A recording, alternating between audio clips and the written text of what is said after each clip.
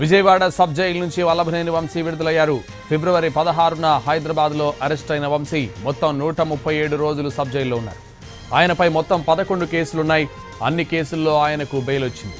అన్ని కేసుల్లో బెయిల్ రావడంతో ఆయన రిలీజ్ అయ్యారు.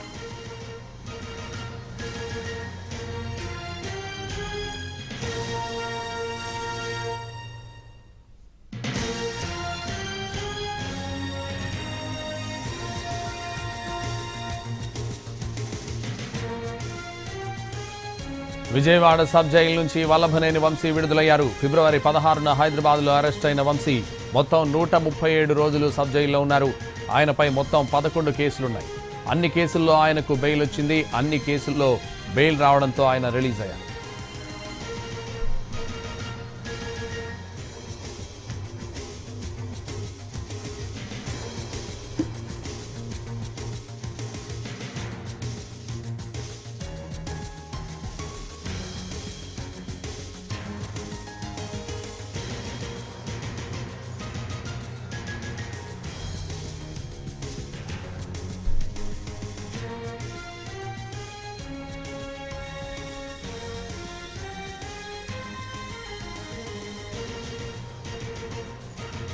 విజయవాడ సబ్ జైలు నుంచి వల్లభనేని వంశీ విడుదలయ్యారు.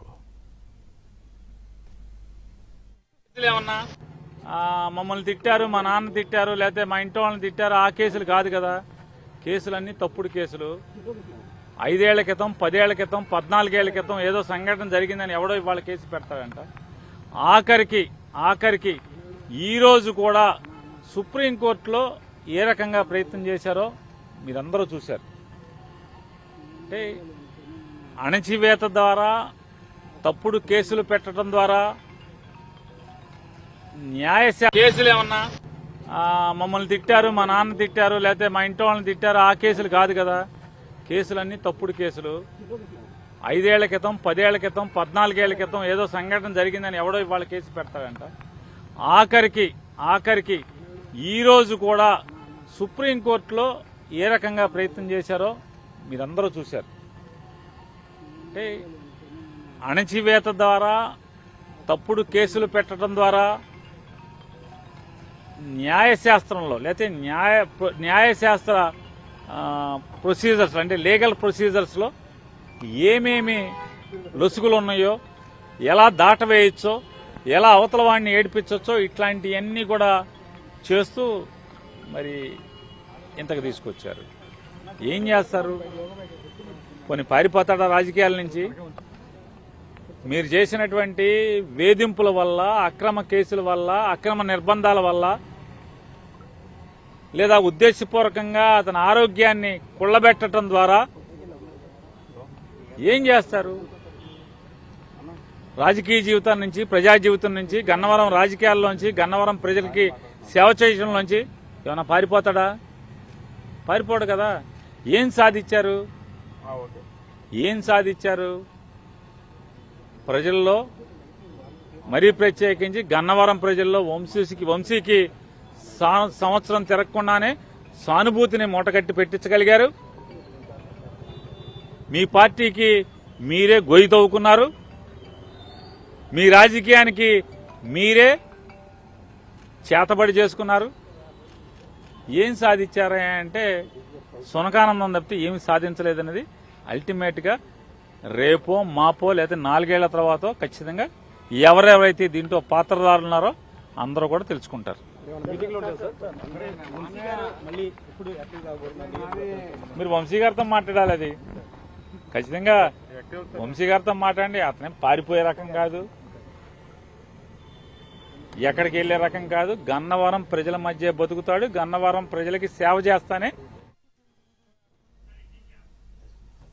విజయవాడ సబ్ జైలు నుంచి వల్లభనేని వంశీ విడుదలయ్యారు. ఫిబ్రవరి 16న హైదరాబాద్లో అరెస్ట్ అయిన వంశీ మొత్తం 137 రోజులు సబ్ జైల్లో ఉన్నారు.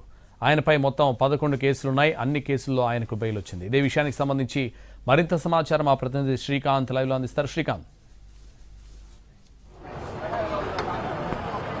గన్నవరం మాజీ ఎమ్మెల్యే వల్లభనేని వంశీ కొద్దిసేపటి క్రితమే విజయవాడ సబ్ జైలు నుంచి విడుదలయ్యారు. ఆయన టీడీపీ కార్యాలయం మీద దాడి కేసుకు సంబంధించి ఫిర్యాదు చేసిన సత్యవర్ధన్ని కిడ్నాప్ చేసిన కేసులో ఈ ఏడాది ఫిబ్రవరి 16వ తారీఖున హైదరాబాద్లో అరెస్ట్ అయ్యారు. అప్పటి నుంచి ఇప్పటి వరకు కూడా వేర్వేరు కేసుల్లో ఆయన అరెస్ట్ అవటం, ఆ పీటీ వారెంట్లకు సంబంధించి ఆయన రిమాండ్ అయితే కొనసాగిస్తున్న పరిస్థితి కూడా ఉంది. ఇవాళకి 137 రోజులుగా ఆయన విజయవాడ జిల్లా సబ్ జైల్లో రిమాండ్ ఖైదీగా ఉన్నారు. మొత్తం 11 కేసులు ఆయన మీద నమోదయ్యాయి. గన్నవరం టీడీపీ కార్యాలయం మీద దాడి కేసుతో పాటుగా అదే కేసుకు సంబంధించి ఫిర్యాదు చేసినటువంటి సత్యవర్ధన్ని కిడ్నాప్ చేయడంతో పాటు అటు గన్నవరంలో ఉన్నటువంటి బ్రహ్మలింగయ్య చెరువు ఆ పరిసర ప్రాంతాల్లో అక్రమ మైనింగ్ చేశారు, తవ్వకాలు జరిపారు. అదేవిధంగా గన్నవరం ప్రాంతంలో నివసించే వాళ్ళకి సంబంధించి సీతామహాలక్ష్మి మరో ఇద్దరికి సంబంధించిన ఆస్తులను కబ్జా చేసే ప్రయత్నం చేశారు, నకిలీ ఇళ్ల పట్టాలను ఇచ్చారు. వీటన్నిటికీ సంబంధించి 13 కేసులు నమోదయ్యాయి. 11 కేసులు, ఆ 11 కేసులకి సంబంధించి కూడా అటు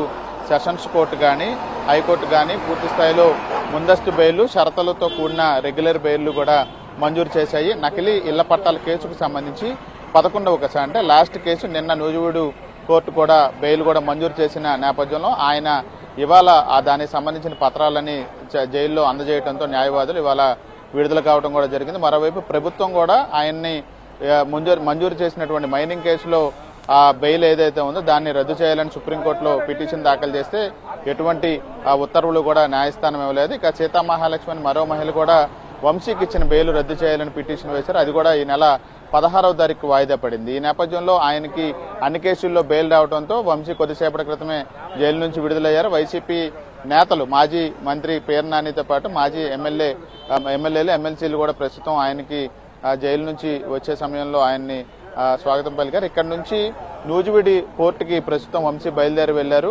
అక్కడ 2 కేసులకు సంబంధించి ఆయన పూచీకత్తు సమర్పించాల్సి ఉంది. ఆ తర్వాత సమయం ఉంటే ఇవ్వాలా లేకపోతే రేపు 3 కేసులకు సంబంధించి గన్నవరం పోలీస్ స్టేషన్లో సరెండర్ కావాలి పూచీకత్తులకు సంబంధించి. అదేవిధంగా ఆయనకి బెయిల్ వచ్చిన విజయవాడ దాటి అంటే గన్నవరం దాటి వెళ్లే పరిస్థితి లేదు. గన్నవరంలో కేసులకు సంబంధించి ఇచ్చిన బెయిల్ షరతుల్లో భాగంగా ఆయన గన్నవరం కోర్టు పరిధిలో మాత్రమే ఉండాలని కూడా ఆదేశాలు ఇచ్చిన నేపథ్యంలో ఆయన గన్నవరంలోనే ఉండే పరిస్థితి ఉంది. మరొక కేసు సత్యవర్ధన్ కేసులో 25 కిలోమీటర్లు దాటి వెళ్లొద్దని కూడా విజయవాడ కోర్టు ఆదేశాలు ఇచ్చిన నేపథ్యంలో ఆయన గన్నవరంలోనే రానున్న రోజుల్లో ఉండే పరిస్థితి ఉన్నట్టుగా మనకి తెలుస్తా ఉంది. Santosh. Right, thank you Srikanth.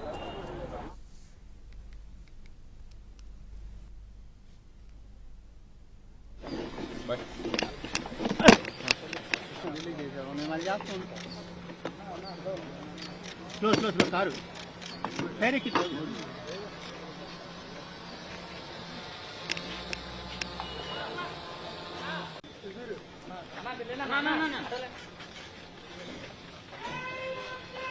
జై వంశీ.